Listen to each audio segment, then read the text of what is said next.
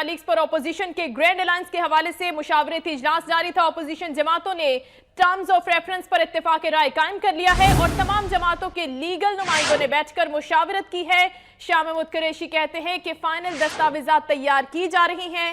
शाह महमूद कुरैशी के हमारे सदारत में ये जारी था अहम इजलास पनामा लीक्स के हवाले से। अपोजिशन के अहम रहनुमा इस मुशावरती इजलास में शामिल थे। ग्रैंड अलायंस जो कि हुकूमत के खिलाफ एक बार फिर बन रहा है पनामा लीक्स की तहकीकात के हवाले से, अपोजिशन जमातों ने आज के इस अहम इजलास में टर्म्स ऑफ रेफरेंस पर इत्तेफाक राय कायम कर लिया है। तमाम जमातों के लीगल नुमाइंदगान थे जिन्होंने शिरकत की आज के इस अहम इजलास में, बैठकर मुशावरत की। शाह महमूद कुरैशी भी शामिल थे। शाह महमूद कुरैशी ये कहते हैं कि फाइनल दस्तावेजात तैयार की जा रही हैं टर्म्स ऑफ रेफरेंस के हवाले से। पनामा लीक्स पर मुत्तहिदा हो गई है तमाम अपोजिशन और हुकूमत को एक बार फिर से टफ टाइम देने का मुतालबा किया गया है और कमीशन की तश्कील, सदारती ऑर्डिनेंस और पार्लिमानी तहफ़्फ़ुज़ देने का मुतालबा भी सामने आया है।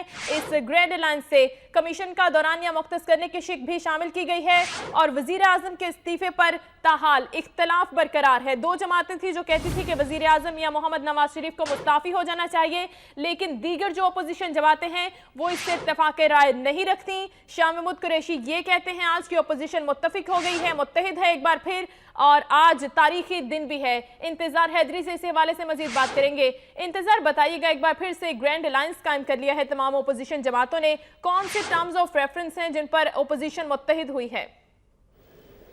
जी बिल्कुल शाइस्ता, इस वक्त जो अपोजिशन जमातों का इजलास है वो तकरीबन ख़त्म हो चुका है और ड्राफ्ट को हतमी शक्ल दी जा चुकी है। इस पे दस्तखत भी तकरीबन तमाम जमातों ने कर दिए हैं। आज के दिन को तारीख़ी करार दिया है शाह महमूद कुरैशी ने। उन्होंने कहा कि तमाम जमातों ने इसके ऊपर इत्तेफाक किया है। उनका मज़ीद ये भी कहना था कि वज़ीर आज़म के इस्तीफ़े से हम पीछे नहीं हटे, आज का जो ड्राफ्ट है वो भिजवाया जाएगा हुकूमत को और अगर हुकूमत ने उसके ऊपर मुस्बत जवाब ना दिया तो फिर प्लान बी सामने आएगा, ये उनका कहना था। इसके अलावा अभी कुछ देर बाद जो पार्लिमानी जो इजलास ये हुआ है अपोजिशन का, इसके जो रहनुमा हैं एतजाज़ अहसन और हामिद खान, वो बाज़ाब्ता तौर पे इस ड्राफ्ट के साथ मीडिया को ब्रीफ भी करेंगे और बताएंगे कि किन किन TORs पे जो है वो इत्तफाक हुआ है। ज़राए ये बताते हैं कि जो ड्राफ्ट तैयार किया गया है 15 नुकाती, उसमें सबसे पहला नुक्ता ये है कि सदारती आर्डीनेंस के तहत एक कमीशन कायम किया जाए और उस कमीशन को